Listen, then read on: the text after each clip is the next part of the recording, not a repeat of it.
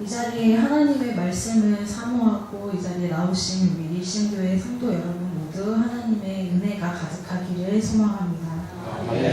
현재 우리가 살아가고 있는 21세기에는 불과 5, 6년 전까지만 해도 정말 우리가 스마트폰을 사용한다고 생각할 수도 없을 정도로 우리가 스마트폰을 많이 사용을 하고 있습니다. 요즘에는 그래서 투지폰, 이야기하는 폴더폰 같은 것들을 사용하시는 분들을 찾는 것이 더 어려운 그러한 시대가 되었습니다. 그래서 이렇게 핸드폰, 노트북과 같은 그러한 여러 기기들이 많이 대중화됨으로 인해서 우리가 항상 언제 어디든지 손쉽게 다양한 분야의 지식을 우리가 알 수 있게 되었습니다. 그리고 검색 몇 번만으로도 우리가 모르는 것들을 우리가 손쉽게 알 수가 있게 되었습니다. 하지만 우리가 이렇게 많은 정보와 지식 시대에 살아가고 있지만 우리는 언제나 더욱더 많은 지식을 알기를 원하고 우리가 더욱더 많은 지혜를 갈망하며 살아가고 있습니다. 성경 속에서는 지혜에 대하여 많은 이야기를 하고 있습니다. 특히 오늘 본문이 있는 잠언 말씀은 잠언은 지혜와 훈계를 알게 하며 명철의 말씀을 깨닫게 해준다고 하고 있습니다. 지혜는 우리에게 많은 유익을 줍니다.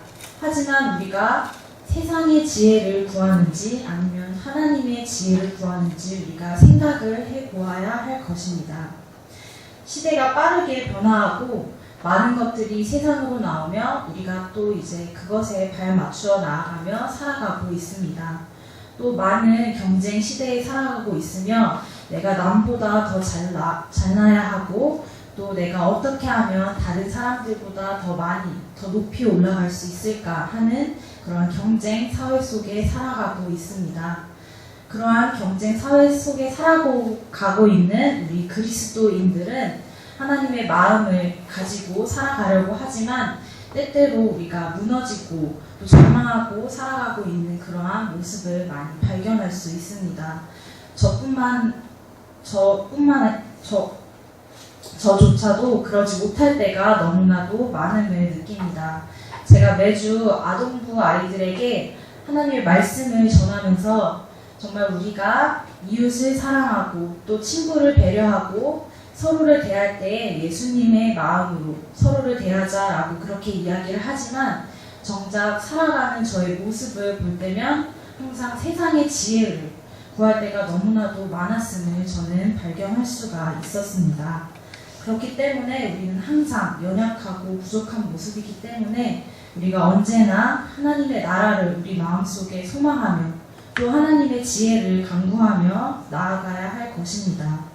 성경 속에는 지혜를 대표로 하는 그런 인물이 있습니다. 모두가 잘 알고 계시는 솔로몬이 대표적인 인물입니다. 이 솔로몬은 지혜의 왕이었습니다.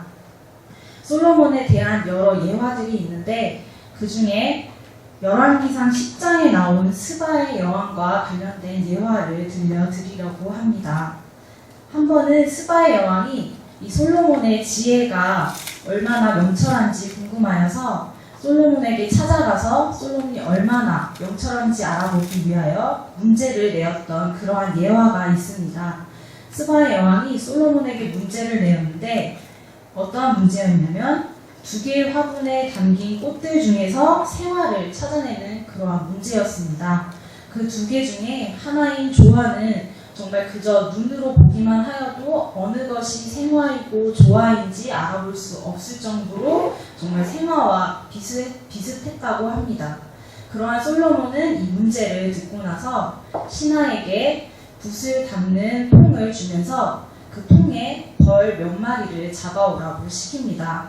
그러고 벌을 잡아온 후에 솔로몬은 그 왕궁의 모든 창문을 닫고 그 벌을 놓아주었습니다. 그리고 얼마 지나지 않아서 그 벌이 생화의 꽃향기를 맡고 그 생화에게 가는 것을 솔로몬은 본 후 솔로몬은 그 생화가 무엇인지 맞췄다고 합니다. 그래서 스바의 여왕은 그러한 상황을 보고 솔로몬의 지혜에 감격하여서 자신의 나라로 돌아갔다고 하는 그러한 예화가 있습니다. 이러한 것처럼 솔로몬은 당시에 여러 나라의 그 왕들조차 솔로몬을 찾아와서 지혜를 듣고 돌아갔던 것처럼 그 솔로몬은 최고의 지혜자였습니다. 이런 솔로몬이 어떻게 해서 지혜로운 왕이 되었을까요? 솔로몬은 왕이 된 후에 기브온 산당에 올라가서 하나님께 일천 번제를 드리게 되었습니다. 그래서 하나님께서는 그 솔로몬의 마음을 기쁘게 받아주시고 솔로몬의 꿈에 찾아가셔서 솔로몬에게 너가 원하는 것이 있다면 구하라고 말씀을 하셨습니다. 우리 성도 여러분들께서는 만약에 하나님께서 찾아가서 구하라고 하신다면 어떤 것을 구할까 생각이 드신가요? 만약에 제가 하나님께서 저에게 찾아오셔서 구하라고 말씀을 하셨다면은 곰곰이 생각을 해서 정말 솔로몬처럼 지혜를 달라고 했을 수도 있겠지만 갑자기 하나님께서 저에게 나타나셨으니까 정말 당황할 그 겨를도 없이 그저 정말 현실적인 저의 소원이 나왔을 거라고 생각이 듭니다. 그래서 저는 현재 제가 가장 저에게 있어서 중요한 대학원 합격을 저에게 달라고 하나님께 그렇게 이야기를 했을 것 같습니다. 그리고 또 저에게는 남동생이 있는데 남동생에게도 이렇게 똑같은 질문을 하였습니다. 너에게 하나님이 나타나셔서 구하라고 하신다면 무엇을 구할 거냐고 물어보니까 제 남동생은 여자친구를 달라고 할 것 같다고 그렇게 이야기를 하였습니다. 이렇게 우리는 우리의 삶 속에 있는 그러한 현실적인 고민들을 생각하면서 나에게 이것이 있었으면 정말 내가 행복할 텐데 라던가 아니면 우리 아이들이 좋은 학교, 좋은 직장에 들어갔으면 좋겠다라고 하는 정말 지극히 우리와 근접하여 있는 그런 현실적인 우리의 소원을 하나님께 말할 것이라고 생각을 합니다. 하지만 솔로몬은 그런 하나님의 물으심에 대하여 이렇게 대답을 합니다. 열왕기상 3장 9절 말씀에 누가 주의 이 많은 백성을 재판할 수 있사오리이까 듣는 마음을 종에게 주사 주의 백성을 재판하여 선악을 분별하게 하옵소서라고 대답합니다. 일반적으로 왕의 자리는 절대적인 자리입니다. 하지만 절대적인 자리인 동시에 정말 위험이 도사리고 있는 자리이기도 합니다. 그렇기 때문에 그 왕의 자리를 굳건하게 지키기 위해서는 자신을 보호해 줄 수 있는 막강한 군사력과 또 그 군사력을 유지할 수 있는 많은 재물이 필요할 것입니다. 하지만 솔로몬은 자신에게 필요한 그 모든 것들 대신에 하나님께 듣는 마음, 곧 지혜를 구하게 될 것입니다. 솔로몬은 이스라엘을 통해 하나님의 그 나라를 이루어가기를 소망하고 또 그러한 백성들을 잘 다스리기 위해서 하나님께 지혜로운 마음을 구한 것입니다. 하나님께서 지혜가 아닌 다른 것들을 구한다고 해서 안 들어주실 분은 아니십니다. 하지만 하나님께서는 솔로몬의 그 마음의 중심을 보셨습니다. 솔로몬처럼 우리가 하나님의 그 뜻에 초점을 맞추고 우리가 겸손한 마음으로 구하며 나아갈 때 하나님께서 우리의 그 마음을 기쁘게 받아주시고 또 우리에게 후히 주시고 우리에게 큰 축복을 내려주실 줄을 믿습니다.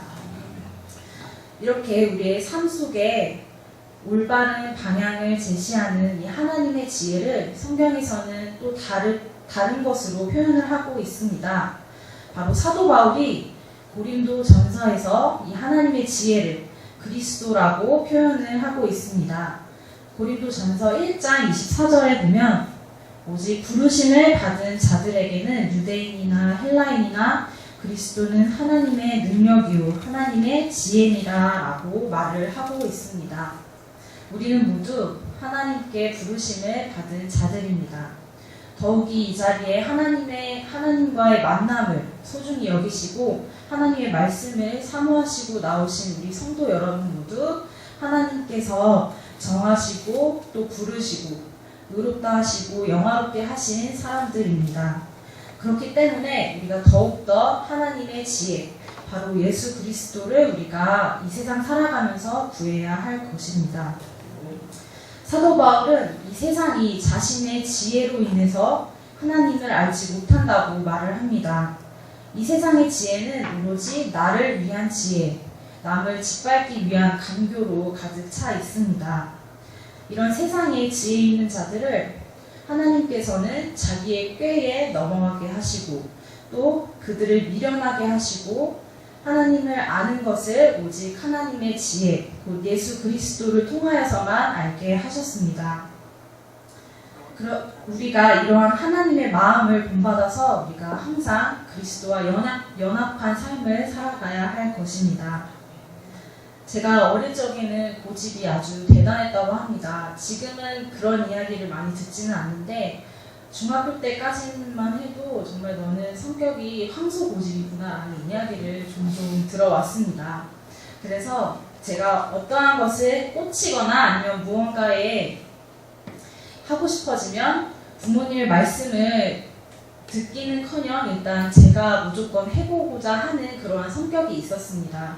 하지만 제가 아직 어렸기 때문에 그 어떤 것을 하는데 완성도가 그렇게 높지는 않았습니다. 그렇기 때문에 제가 하다가 되지 않으면 살며시 부모님께 다시 가져가는 그러한 일이 몇 번 있었습니다.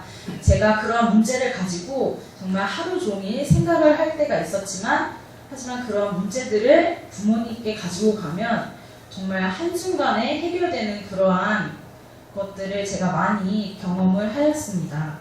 어렸을 때는 정확히 판단을 할 수가 없어서 무엇을 하려고 하면은 눈에 그저 보이는 것에만 집중을 하고 그리고 어떠한 정황이라던가 상황 아니면 어떤 물건을 사용할 때에 그 물건의 설명서 같은 것들은 아이들은 보지 않습니다.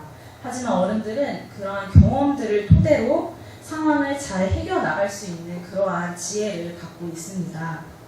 이러한 것처럼 우리는 우리의 아버지 되시는 하나님의 지혜가 아닌 나의 고집과 이기심으로 인해 세상적으로 생각하며 또 세상의 지혜를 갖고 살아가고 있습니다.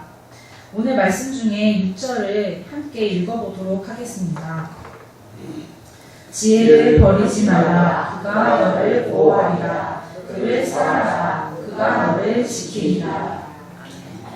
이렇게 우리가 하나님의 지혜를 구하고 또한 하나님의 지혜 되시는 그리스도를 우리의 마음에 모시고 이 세상 살아갈 때 예수 그리스도께서 우리를 보호하시고 또 지켜주시며 우리에게 두려움 없고 이 세상을 당당하게 헤쳐나갈 하나님의 힘 주실 줄을 믿습니다. 인생을 성공하는 사람들 중에는 힘이나 지식이 있는 사람들도 많지만 하나님이 주신 지혜가 있는 사람들 또한 인생을 성공한 사람이라고 생각을 합니다.